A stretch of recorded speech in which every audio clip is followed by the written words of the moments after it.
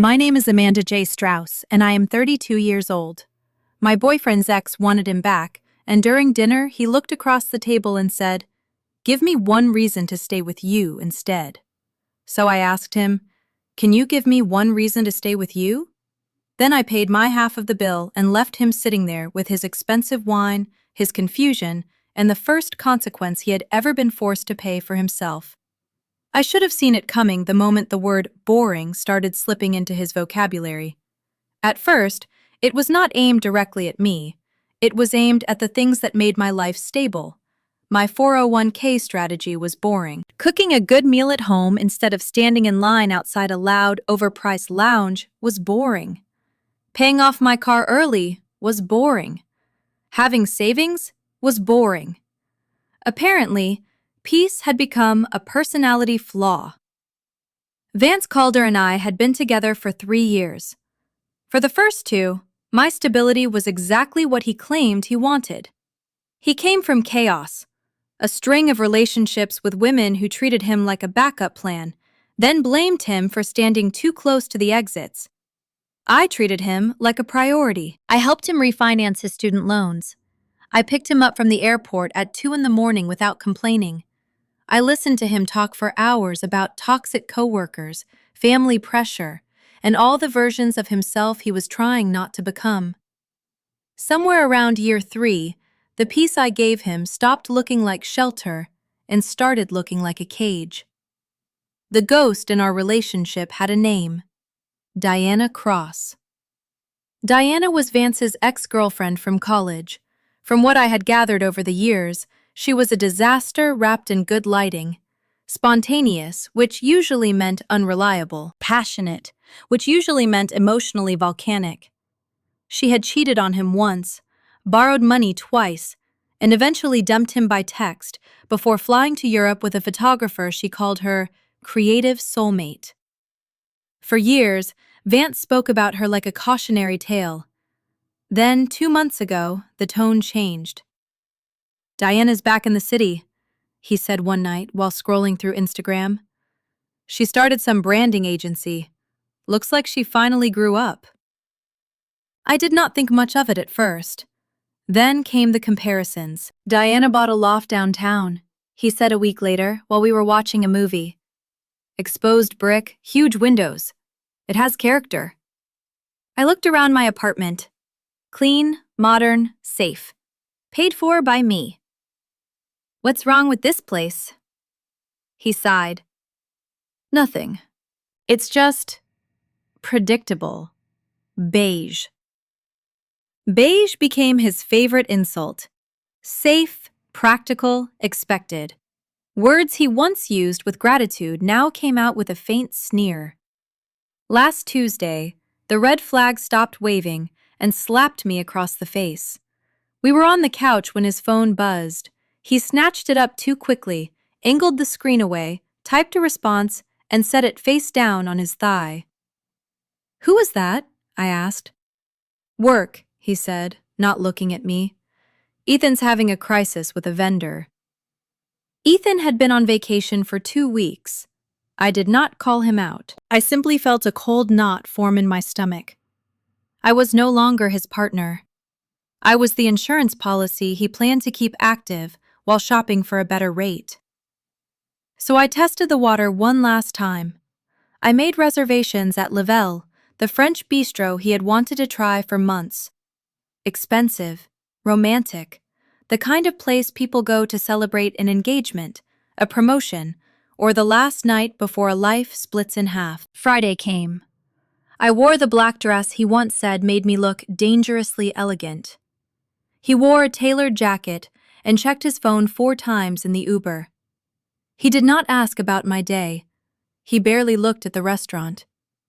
The lighting was soft, candles on every table, jazz low in the background. Perfect for love. Perfect for a breakup, too. By the appetizers, the silence between us felt physical. "You seem distracted, Vance," I said. "Is everything okay?" He put down his fork, took a breath, and looked me dead in the eye. "I need to be honest. I've been talking to Diana." I placed my knife and fork neatly on the plate. I did not speak. She reached out a few weeks ago, he continued. She apologized. She's changed, Amanda. She has this energy now. She makes me feel alive. Why are you telling me this here? Because I'm confused, he said, though he looked anything but confused. I care about you. You're reliable. You're safe. But Diana is risk. She's excitement. She wants me back, and I feel like I owe you a chance to advocate for yourself. I stared at him. So, he said, leaning back like a judge about to hear closing arguments. Give me one reason to stay with you instead of her. Something inside me clicked shut. I signaled the waiter. Check, please. Vance frowned. Amanda, don't be dramatic. When the bill came, I paid exactly half, stood, and buttoned my coat. You asked me for a reason to stay with me, I said. Can you give me one reason to stay with you? His mouth opened. Nothing came out. I offer loyalty, stability, and respect. You offer confusion, comparison, and an ex-girlfriend you text under the table. I'm not competing for a position I already held. You can't just leave me here with the bill, he hissed. I paid my half. You wanted independence and excitement. Paying for your own wine should be thrilling.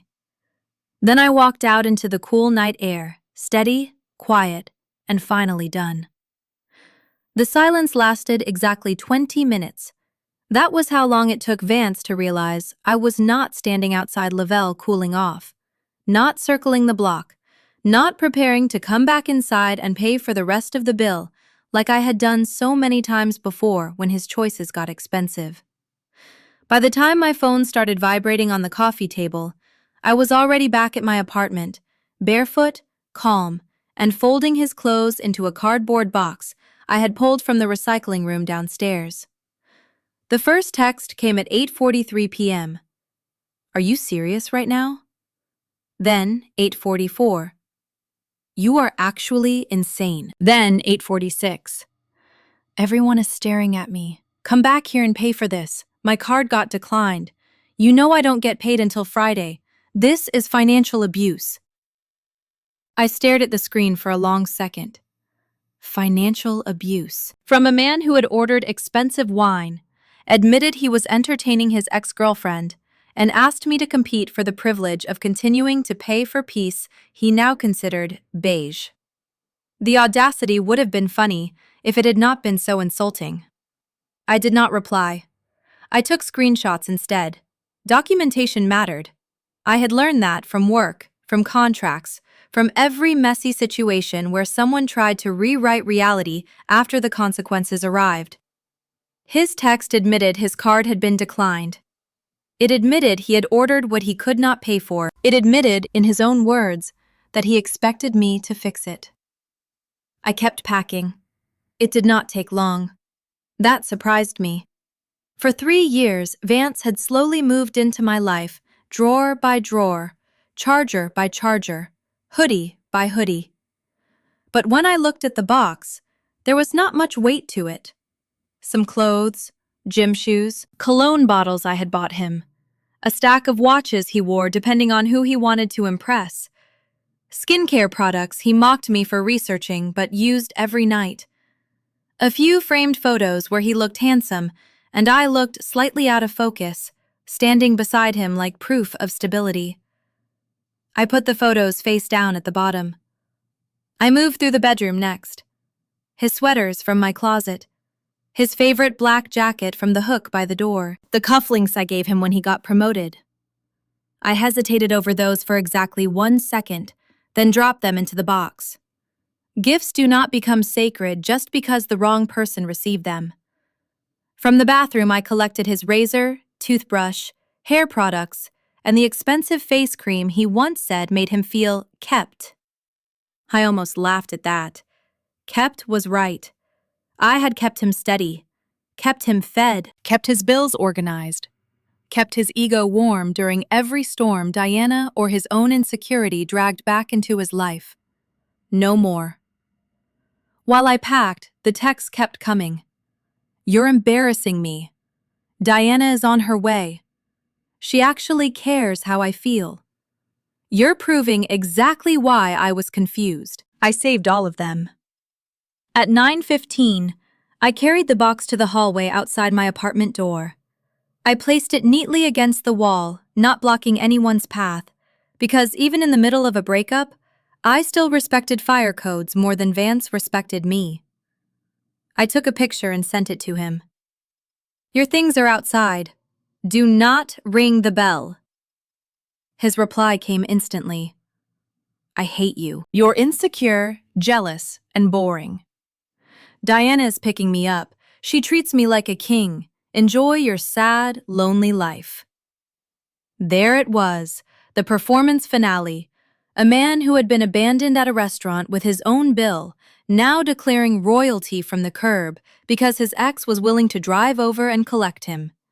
I set my phone to Do Not Disturb, poured myself a small whiskey, and sat on the couch that was mine, in the apartment that was mine, surrounded by quiet that suddenly felt clean. For the first time in months, I slept through the night. The smear campaign started the next morning. I woke up to 3 missed calls and a long text from Ethan, Vance's best friend. Ethan and I had always been cordial. I had helped him move apartments once, bought him medicine when he got sick during a group trip, listened to him complain about Vance's impulsiveness more than once. But apparently, the first draft of the breakup had already been written. I can't believe you did that, Ethan wrote. Vance called me crying. He said you screamed at him in the middle of a restaurant, threw money at him, and abandoned him because he mentioned an old friend. I thought you were better than that. You need to apologize. I sighed, made coffee, and typed carefully. Hi, Ethan. That is not what happened. Vance told me Diana wanted him back. He asked me to give him one reason to choose me over her. I declined to participate in the competition, paid exactly half the bill, and left. He is free to be with Diana now. Then I added one more line. He texted me last night, saying Diana was picking him up and treating him like a king, so I'm not sure why he is crying. The typing bubbles appeared, disappeared, appeared again. Ethan never replied. By noon, I knew the narrative had cracked. For the next 3 days, I became a ghost. I went to work, answered emails, reviewed project schedules, hit the gym after hours, came home, cooked simple meals, and let the silence settle around me like fresh paint. Vance, on the other hand, launched himself into a performance. Since I had not blocked him on Instagram yet, partly for documentation, and partly because I knew people like him use social media before they used honesty, I watched from a distance, not directly, never giving him the satisfaction of seeing my name in his story views. I used an anonymous viewer site and treated his page like a weather report for a storm I had already evacuated. Sunday morning, the first post appeared. 2 coffees, 1 bagel, 1 manicured female hand holding the second cup. Diana's hand. I recognized the silver ring she wore in every old photo Vance had once pretended not to keep. The caption read, "Finally with someone who matches my energy. #upgrade, #new chapter." He looked smug in the reflection of the cafe window, like a man who had mistaken being picked up for being chosen. Monday night came with a blurry club video. Vance and Diana under purple lights, a bottle with a sparkler, her laughing into his shoulder while he pointed at the camera like he had just won something.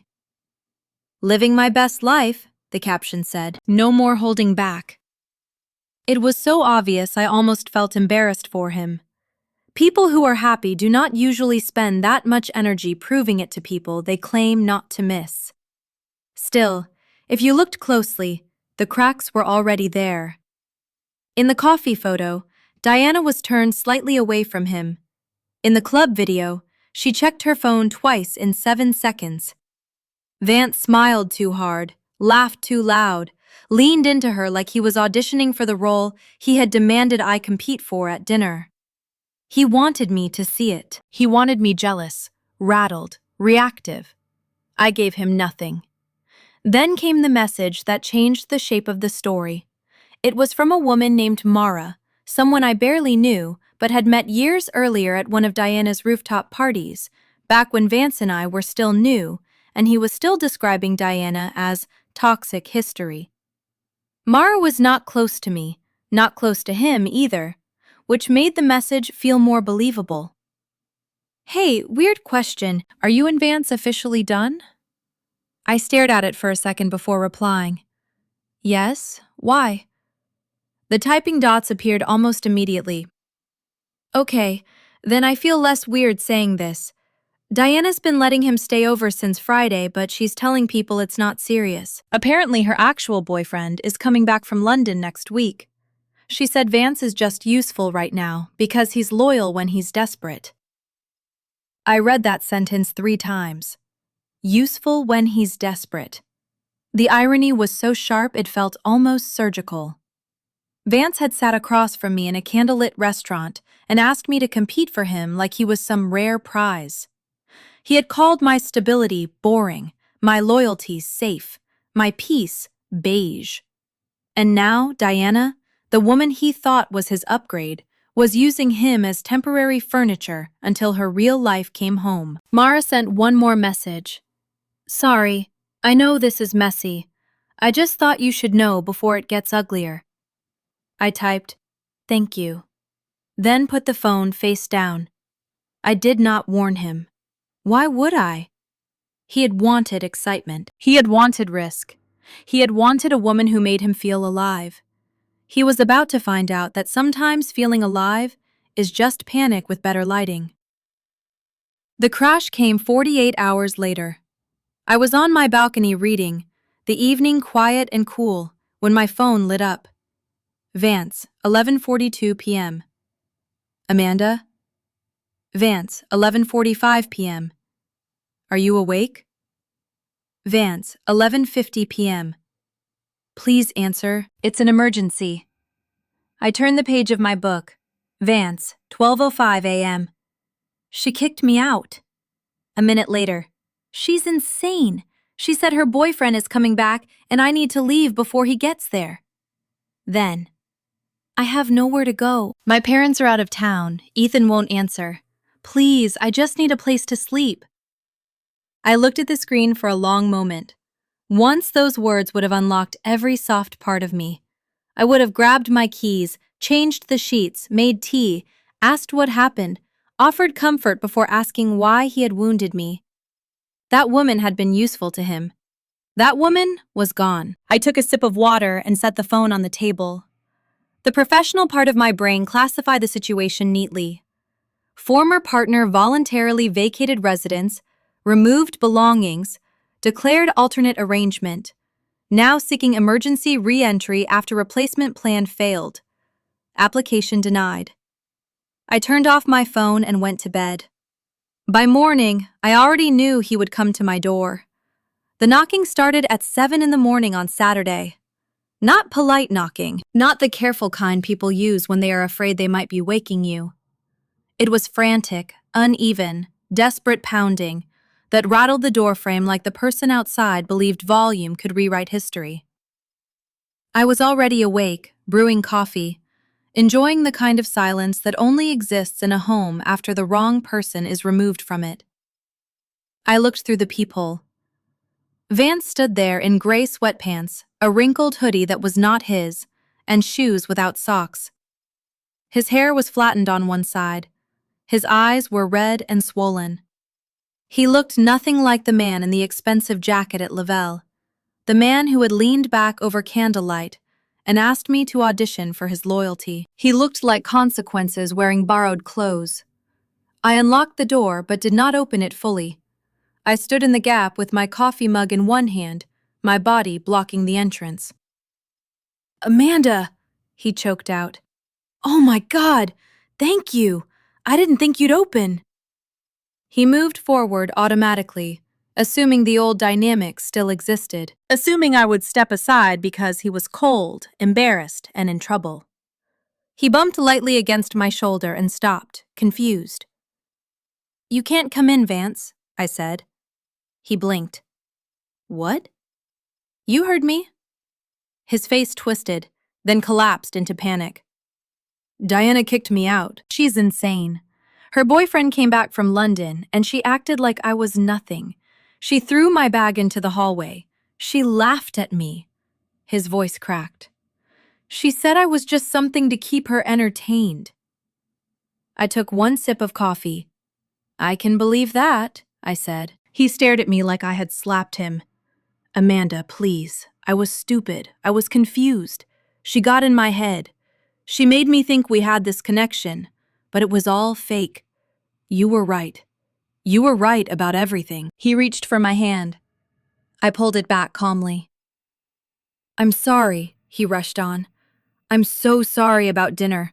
I was drunk on attention. I didn't mean it. I love you. You're the only person who ever treated me like I mattered. Please just let me shower and sleep for a few hours. Then we can talk. We can fix this. Stop, I said. He froze. There is nothing to fix. You didn't drop a plate. You didn't forget an anniversary. You asked me to compete with your ex-girlfriend for a relationship I was already in. I didn't mean it like that. You meant it exactly like that.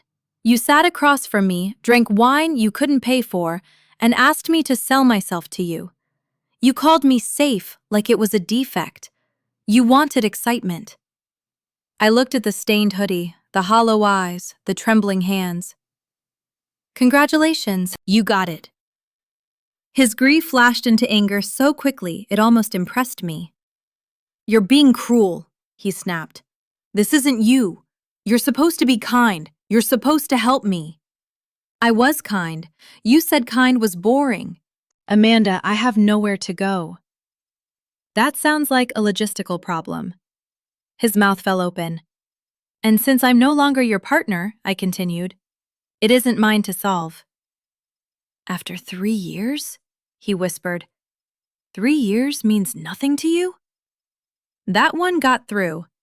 Not enough to change my mind, but enough to remind me that pain still had a pulse. They meant everything, I said quietly. I was building a life with you. I was saving for a future. But you weren't building with me. You were waiting in the lobby until someone shinier called your name. You didn't come back because you realized my worth. You came back because your upgrade failed.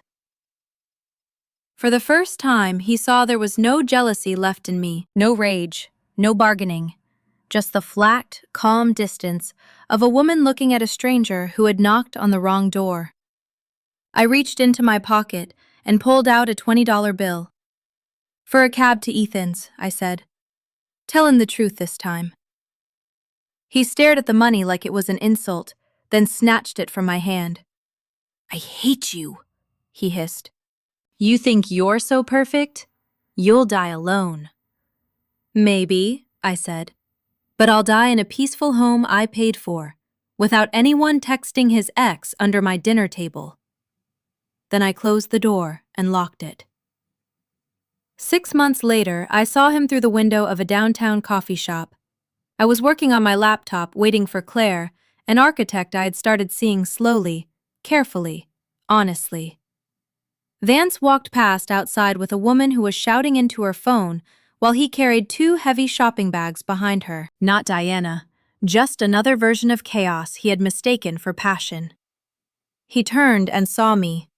I did not wave, I did not smile, I did not frown. I simply looked at him, then looked back down at my laptop and kept typing. He had asked me for one reason to make him stay. In the end, he gave me every reason to leave.